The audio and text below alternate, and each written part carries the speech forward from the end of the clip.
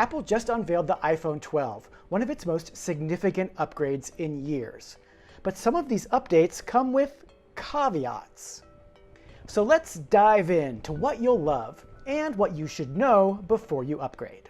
The big news is Apple's adding support for 5G networks across the iPhone 12 line. And Apple is keeping things simple, at least in the US, where it will support all the different flavors of 5G out there, including Verizon's fast ultra-wideband. But before you get too excited about those download speeds, know this: your experience may vary. While the carriers say they have nationwide 5G coverage, in reality, they're often not much faster than 4G networks. My recent tests in the San Francisco Bay Area show that 5G in the US needs a lot of work. Think about getting a 5G iPhone more as future-proofing. Another caveat: using 5G can drain your battery.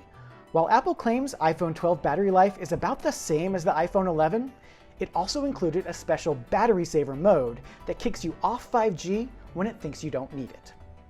Okay, the biggest visible change this year is a new iPhone design. Like hemlines, phone designs go in and out of fashion. The iPhone 12 brings back the flat edge of the old iPhone 4, which some people find less slippery.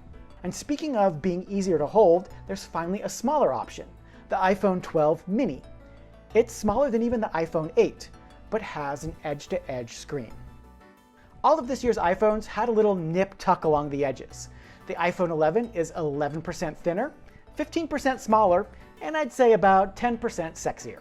The giant Pro Max model now has an even larger screen, measuring 6.7 inches on the diagonal. And what's the bad news? There's no Touch ID to unlock the iPhone in those cases when you're wearing a mask and Face ID fails. Come on, Apple. You were able to put a fingerprint reader on the button in the new iPad Air. Why not the iPhone? Next up, the iPhone 12 no longer comes with headphones or a charging brick. Wait, why is that a good thing? Apple says it's good for the environment because there are already over 700 million corded white earpods in the world, and 2 billion Apple Power adapters. It's true, I could raise a family of hamsters in my big tangle of old headphones. And now the downside. If you need headphones or a charging brick yourself, the Apple-made models will cost you a total of $38. And you guessed it, Apple didn't lower the prices of its iPhones. The regular-sized iPhone 12 starts at $800, $100 more than last year's regular-sized iPhone 11. Finally, the iPhone 12 has a few new camera tricks you might like.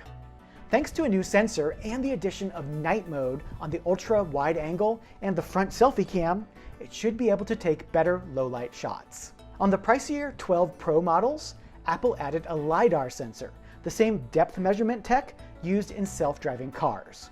No, the iPhone 12 Pro can't hit the road, but it can use this data to improve focus, particularly in the dark. And it could power new kinds of augmented reality experiences, though once again, that's not something most of us are doing right now. The camera downside? Apple didn't do much to improve zooming. Samsung and other phone makers now include incredible telescoping lenses that do 10x optical zoom and 100x digital zoom. The iPhone 12 Pro Max can just do 2.5 optical zoom and 12 times digital zoom. My takeaway: the iPhone 12 is the kind of phone you buy mostly for future-proofing, rather than exciting new features. What about you? Are you ready for an upgrade? Or are you going to wait for 5G to first become a real thing?